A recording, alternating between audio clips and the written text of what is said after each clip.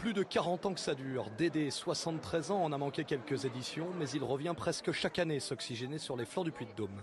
J'aime bien la course nature et c'est très porteur ça aussi pour tous les coureurs parce que ça aide à la résistance, à beaucoup de choses, mais aussi on s'évade. Et puis bon, on respire l'air pur. On est ici loin du trail et de ses dénivelés infernaux. Au menu, c'est sous-bois, large chemin et grimpette raisonnable. Marie est joggeuse depuis 1 an et ce matin, elle est partie pour 25 km. Quand on démarre, après on est vite mordu et puis voilà. Puis après on a envie de faire des courses et puis on en fait une première, une petite. Puis là on se dit 25, pourquoi pas, on le tente. Le but c'est de finir. Dans le calendrier surchargé du running, la course des volcans cultive son côté rando plutôt que barjo.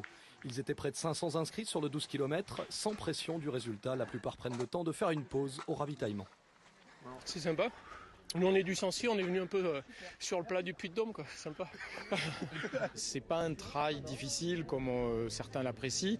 C'est plus une course naturelle qu'on peut faire aussi bien tranquillement qu'avec une petite recherche de performance.